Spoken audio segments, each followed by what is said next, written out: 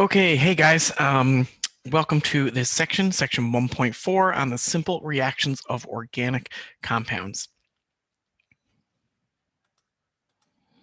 So in this unit, we're only going to look at a few organic compounds. You can see here, there's about 4 of them that you are going to need to know. Carboxylic acid and a base, a carboxylic acid and an alcohol, an amine and an acid, which is kind of like a neutralization similar to it's kind of similar to the top one, and then a carboxylic acid and an amine. So organic synthesis is the process or the name that we give to this process of creating organic compounds using these types of reactions. It's a special branch of chemical synthesis where we make organic compounds. Definitely used in industry all over the world, focused definitely on making polymers, pharmaceuticals, things we use, every day in our lives. So again, like I mentioned, we're going to look at these 4 types of reactions. So we'll start with one of the main ones.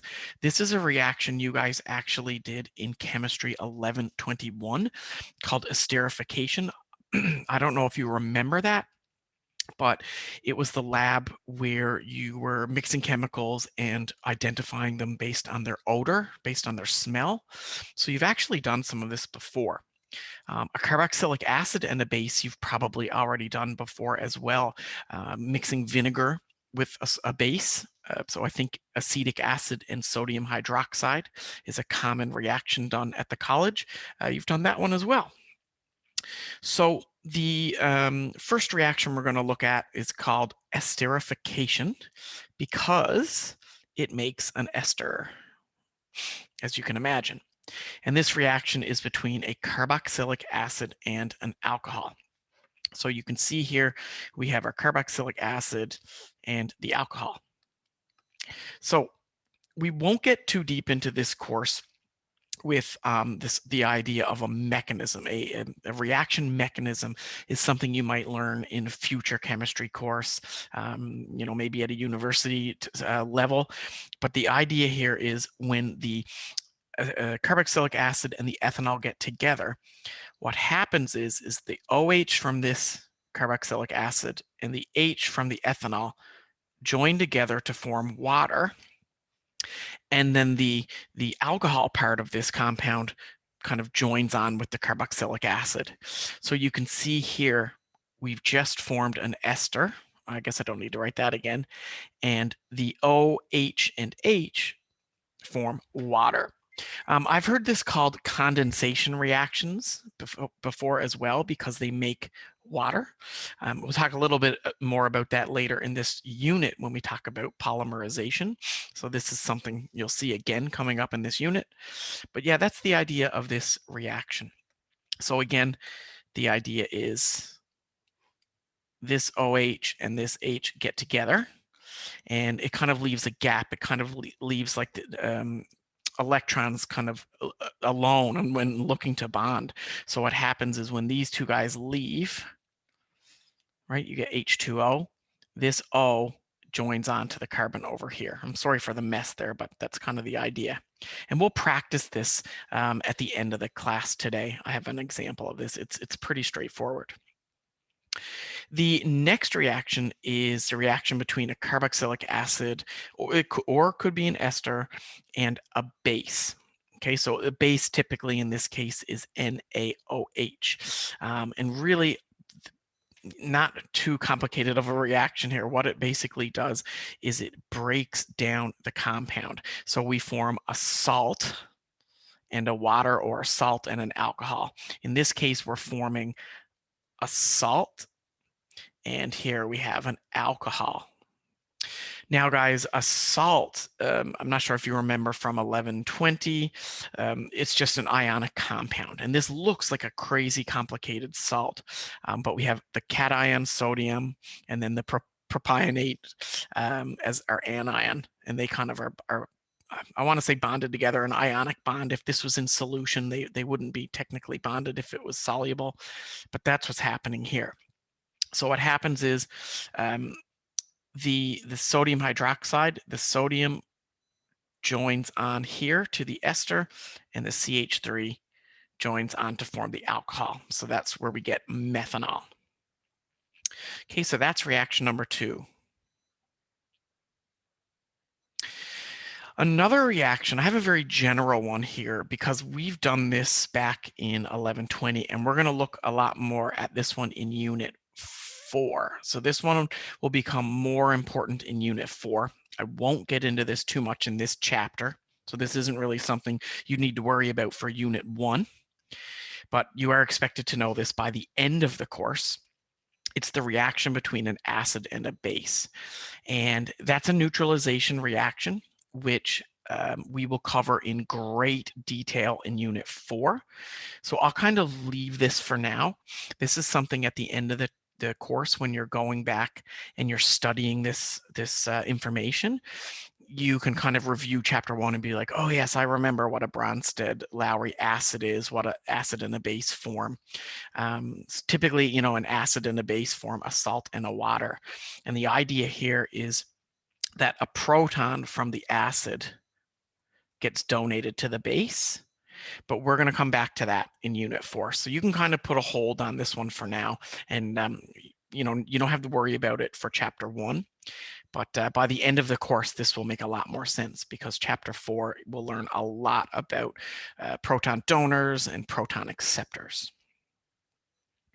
Now, the last reaction is actually quite simple in the sense that it's very much like an esterification. This is the reaction between an amine. So an amine, you can imagine it like an alcohol. It's a nitrogen with some hydrogens on it instead of an oxygen with a hydrogen on it. And it reacts with carboxylic acid. Typically, you need to heat this for the reaction to happen. And this makes an amide. So we have a carboxylic acid again. We have an amine. And again, what's basically going to happen is the same thing before. The alcohol part, you know, the OH of the carboxylic acid will join with the hydrogen, and then this nitrogen kind of comes over. And let me pick a different color here. Maybe that'll make this a little easier. Let's go with green. Then the nitrogen comes over and joins on in to form an amide. So you're kind of like, you know, breaking off the ends to form water, and then the two molecules join together. So an carboxylic acid and an alcohol will form an ester. A carboxylic acid and an amine will form an amide. And as a byproduct, we get water. And this, again, some people might call or consider a condensation reaction. It's because it produces water. We'll talk later. I think that's in section 1.8. I think we talk a little bit more about that. All right, so let's look at some examples here, and this should maybe help you guys make a little bit more sense about this, or of this. Here we have a carboxylic acid and an alcohol. I know students often ask, what does this mean? These are the conditions for the reaction to happen. And I always mention, you know, if you're cooking, there's conditions for cooking to actually happen. If you're going to boil or cook pasta or rice, you can't just put it in cold water. I mean, it might over time cook very slowly, but typically to make that happen, you heat it up.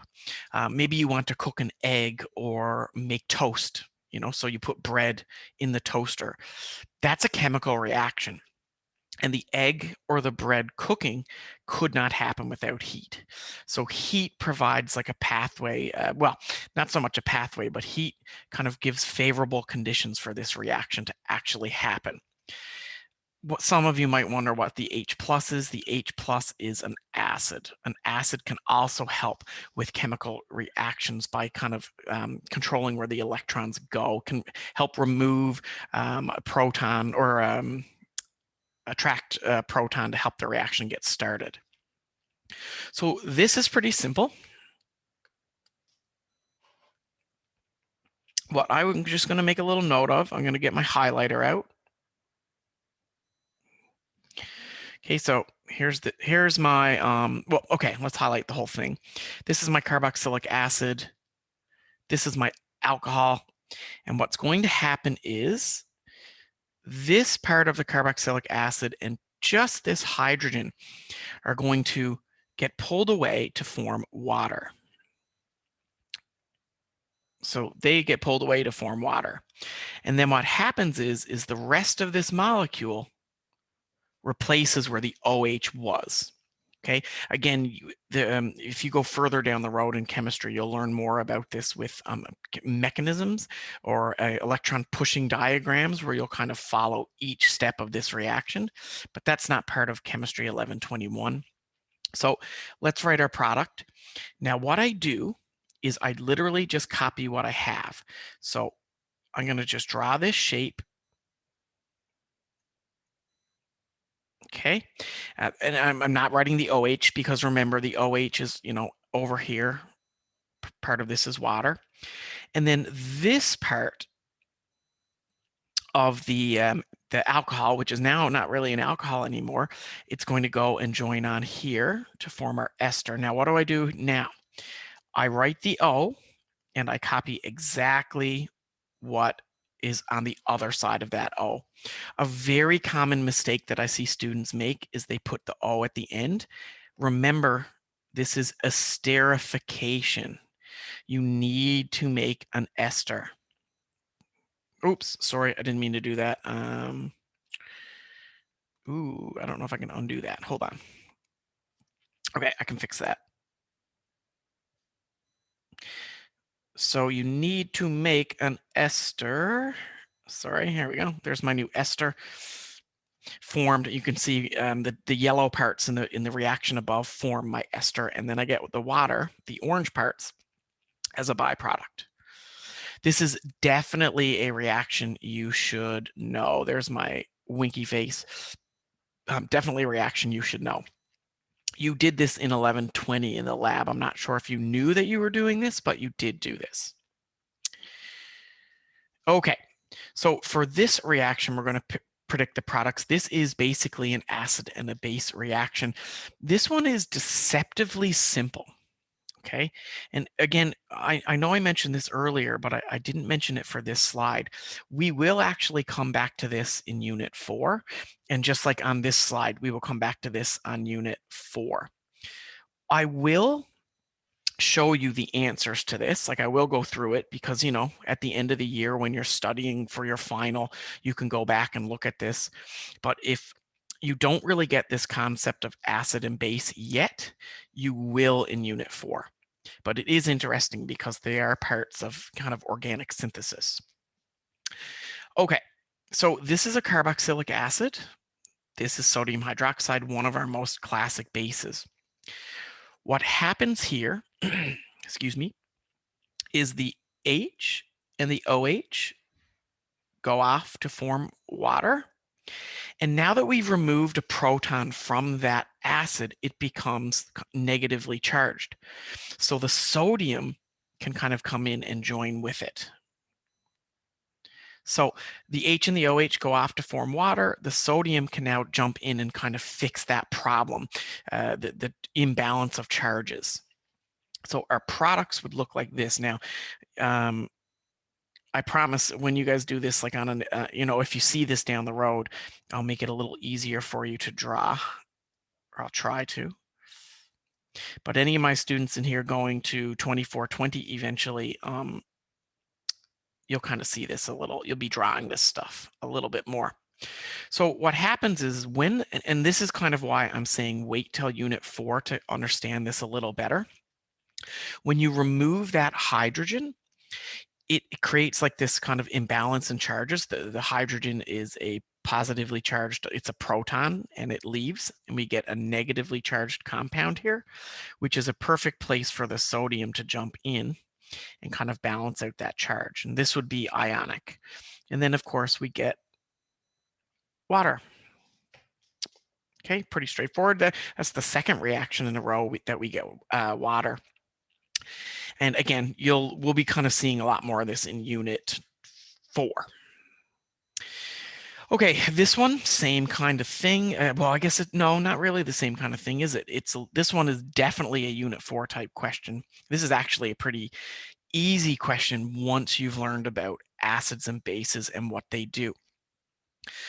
This one I wouldn't worry about for right now. I'll put an X there, meaning like if you had a test on chapters 1 and 2, I wouldn't worry about this particular reaction until you get to chapter 4. You'll see this a lot more. The idea here is the acid donates a proton.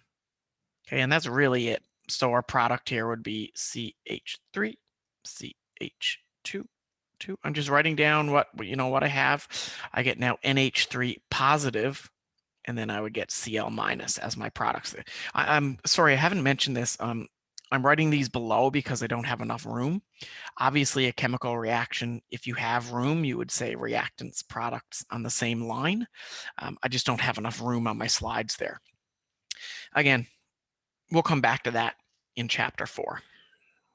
It's a lot easier than it sounds once you learn the definition of a Bronsted-Lowry acid and Bronsted-Lowry base. All right, one more slide here, and then I'll stop for today. This is, again, just like an esterification reaction. The only challenge here is I've written the molecules kind of left to right, meaning I've put the functional groups on the right. That doesn't mean anything, though. It just means, be careful when you're drawing this structure. So this is one functional group, and this is the other. So what happens, just like in esterification, the OH on this and one hydrogen, not both hydrogens, but one hydrogen from this escape. Escape's not really the right word, but it's a good way to think about it. They leave to form water. I guess, I don't know if I should be writing it like that, but they form water. And then what's left, the yellow highlighted part, the part that's left, joins together to form, the key word here, an amide. We are going to get an amide here and water. So you have to draw an amide. So I draw my shape. Okay, now remember, I'm not putting the, excuse me, I'm not putting the OH there. Instead, I'm going to put NH. Okay, remember, law of conservation of atoms, I get OH and one hydrogen from this. You don't take two hydrogens. It makes H2O, not H3O, for example. So I get that. Now, here's the thing. Now I draw my molecule just as it looks. So I go up, down, and I put a double bond here. Make sure it looks exactly the same. It's just flipped, but it's still the same layout. Don't move the double bond. It has to stay in the same place. And we get water. So personally, guys, if I were you, wink, wink, wink. I know you can't see my face, but this example, 1.4.4, and this example, 1.4.1, I would kind of hold in your memory bank for your first test, and then the example 2 and 3, I would focus on once you've done the acids and bases unit. It'll be a lot easier. All right, guys, so that's it for me today. If you have any questions, let me know. We'll start this next section tomorrow.